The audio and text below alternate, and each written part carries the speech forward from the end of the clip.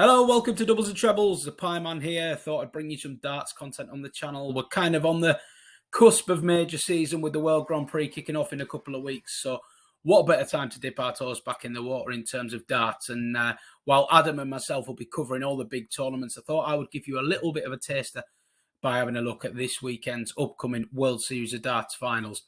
So what is the World Series of Darts finals? Well, for those who don't know, it's kind of a culmination of the World Series, which has been running throughout the summer. We've had 6 events in far-flung locations from America to Australia, New Zealand, the Baltics, in Europe. And, of course, the World Series' primary objective is actually just to grow the game of darts around the world. So the events themselves, they've kind of had a little bit of an exhibition-y feel, and there's invitational fields. So it's not one to take too seriously. However, when we get to this point, the Showdown tournament in Amsterdam this year, there's 70 grand to the winner, 300 grand prize pot overall. So this is certainly one worth winning. And if you take a look at the honour roll, it's only won by good players.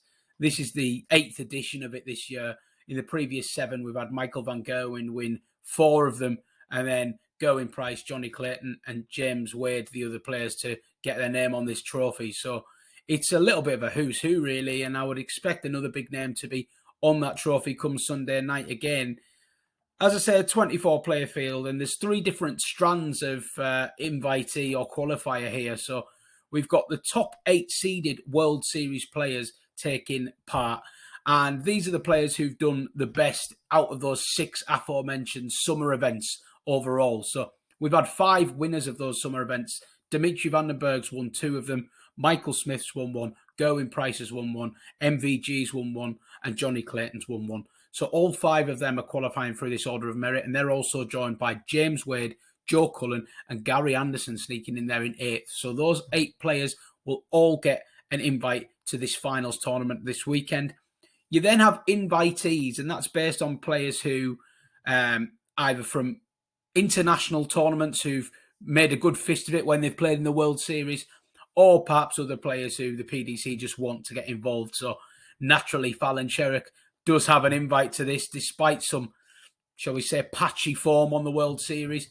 Peter Wright, who missed most of this while having kidney stones operated on, has been added as an invitee. So good to see Snakebite adding some quality to the field.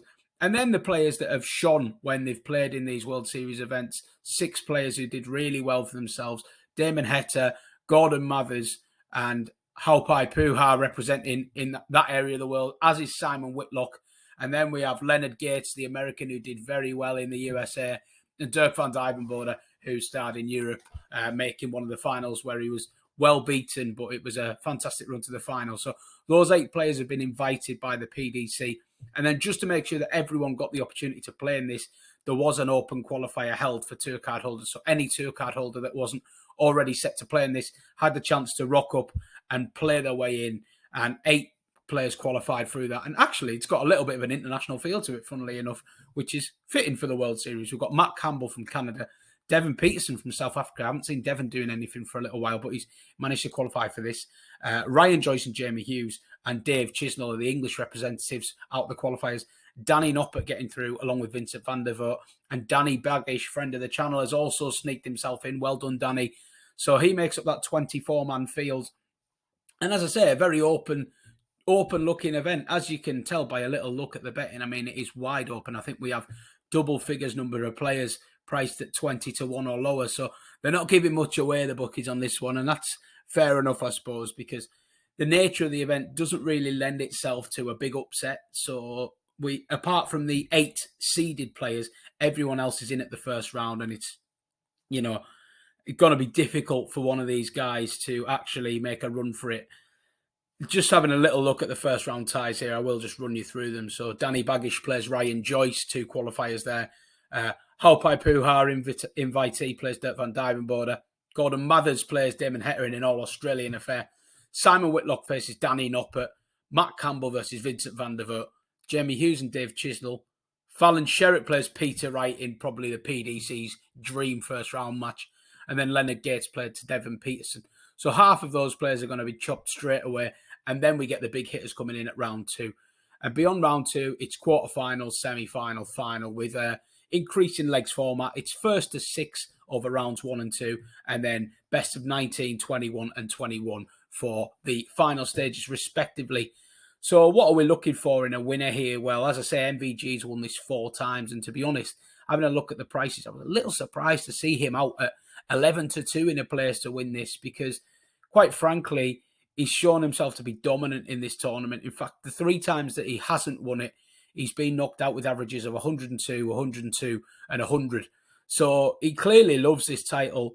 And I do think that plays a part for MVG sometimes when he feels in a comfortable surrounding, especially in this point of his career.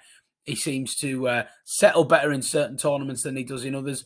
And I think it'll take a real performance to knock him out. Just looking, he's been drawn in the same quarter as Johnny Clayton, but that's not as fearsome a draw as it was 12 months ago when Johnny Clayton actually lifted this title. The Ferret's actually been in pretty mediocre form by his own very high standards. Went out to Peter Wright in the Euro Tour 6-3 at the weekend. And yeah, he is threatening a return to form, the Ferret, but I wouldn't mind taking him on at the moment. So I do think MVG, out of the big hitters at the top of the market, probably makes most appeal here. One of MVG or Clayton. So just to run through the quarters in terms of the seed, you've got Dimitri and Gary Anderson in the top quarter together, MVG and Johnny Clayton in the second quarter, Gerwin Price and Joe Cullen in the third quarter, and Michael Smith and James Wade in that bottom quarter. So I think, if we're being honest, Dimitri should be making a semi-final. He's in fine form as well, won on the Euro Tour very recently. So no reason why he won't get past the likes of Bagish Joyce and Gary Anderson. MVG, as I say, I fancy him to go far. He has got a little bit of a tricky draw with Damon Heta potentially waiting in round 2, and then Johnny Clayton in the quarterfinal, but I don't think it's anything that should faze MVG in his current form. He'd be my idea of a selection here. For somebody looking for an absolute outrageous long shot, I don't think Vincent Van Der Vaal should be overlooked. If you actually look at Vincent's underlying stats in the last 3 months, he's been playing as well as some of the top players in the PDC. He really is enjoying a bit of a purple patch. He plays Matt Campbell in the first round, which I think is winnable, and I think he'll be a decent bet to win that match in an outright single capacity.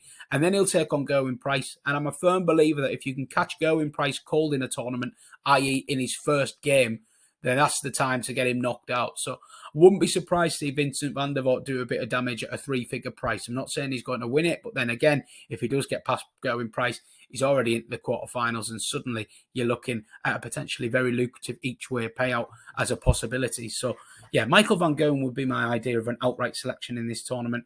Vincent Van Der Vaal would be the absolute huge outsider.